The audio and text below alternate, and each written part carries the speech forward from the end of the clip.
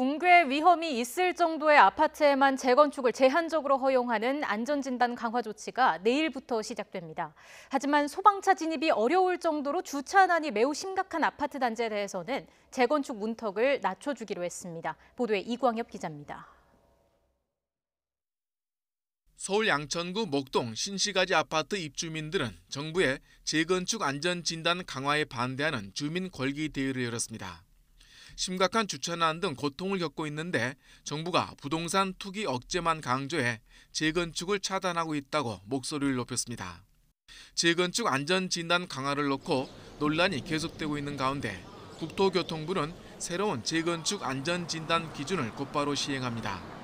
국토교통부는 안전진단 평가 항목별 가중치 가운데 붕괴 위험을 따지는 구주 안전성 분야를 기존의 20%에서 50%로 대폭 높였습니다.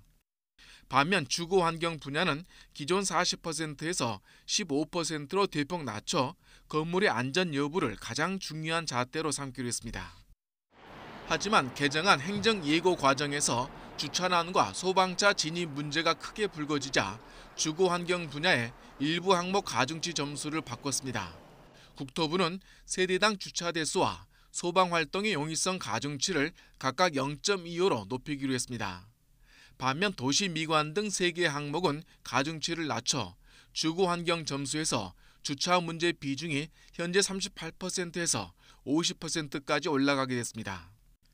이에 따라 평소 이중 주차 등 주차난을 겪고 있는 서울 목동과 상계동, 강동구 등 일부 재건축 단지가 안전진단 통과에 유리해졌습니다. 안전진단 강화 등 정부의 재건축 시장 압박이 거세지면서 그동안 관련 아파트의 거래 동결 현상이 한 달가량 지속돼 왔습니다. YTN 이광엽입니다.